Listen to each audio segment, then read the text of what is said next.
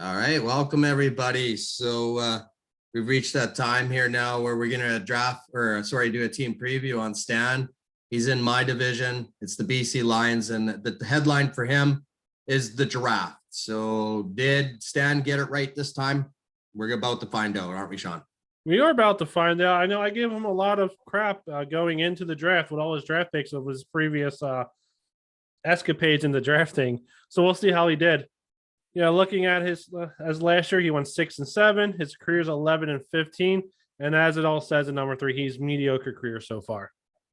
Yeah, no doubt about it. And we saw when he had all those picks last year how mediocre he was. You had every right to give him a hard time. I thought he had a horrible draft, and we'll see if he can change the script here this year.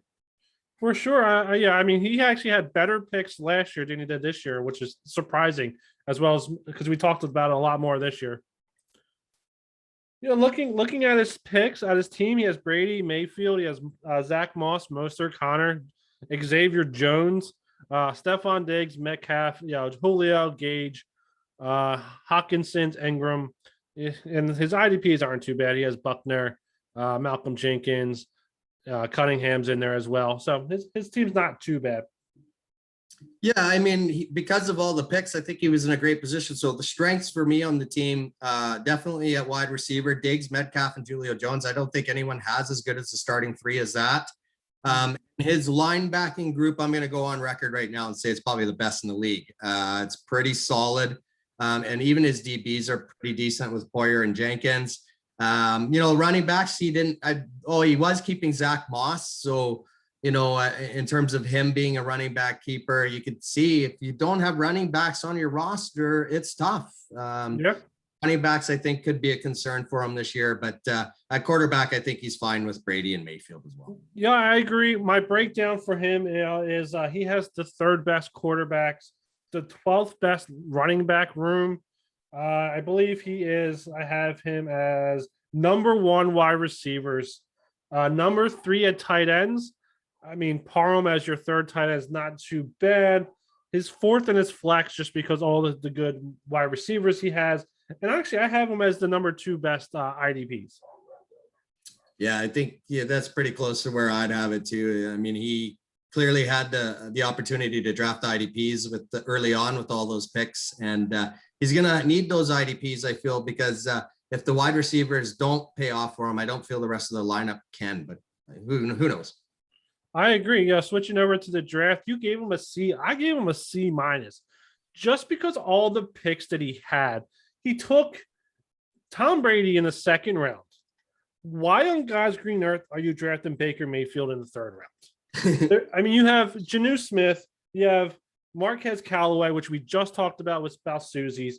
There's Amon-Ra St. Brown. There's so many other good players that you could have taken in the 3rd round, and you draft your backup quarterback. Moving on, he took Evan Ingram in the 3rd round when there is Cole Kmet went 4 picks later, and then he took Xavier Jones in the 4th round. Boston Scott went 2 rounds later. Sonny Mitchell went in the very next round. Like, you took a guy that I've never heard of. I've heard of him because I did a whole bunch of research with Dynasty, but he's not going to play. Either the Rams are going to let Henderson run the ball, or they're going to sign Le'Veon Bell. This guy is not going to play. You took him in the 4th round. Yeah, it's funny. You're talking. I have the same notes. 2 quarterbacks back to back. That's something Templars would do. No offense, Robert, but that's a Templars move. That's a Hugh Jackson move. And then Ingram before Cole Kmet. Are you kidding me? Cole Kmet was the best rated tight end prospect last year, entering his 2nd year, and you go with a guy who's been a career bust so far, a tight end. That made no sense. And then I thought, looking even later on in the round, he took Traquan Smith, Rashad Perryman, Tyrell Williams, all fairly early picks. To me, all of them are unsures.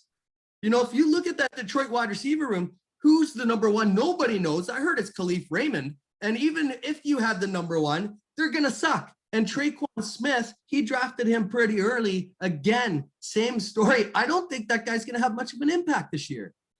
Yeah, it's one of those things where, like, he has a great team, but by accident. It's not on purpose. It's a great team by accident. And like, I don't trust him to put the right players in when we go to look at his you have him 9-4. I don't trust him to play the right players. I got him going 6-7. Like, I can't trust a guy to put the right players in who drafts 2 quarterbacks back to back. I can't do it. I'm sorry.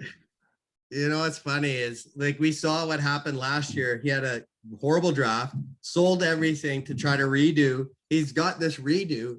And if you have him going 6-7, I feel that he's just going to do the exact same thing. And if people are dumb enough to buy, but I don't think he's going to get people that dumb this year to do what happened last year.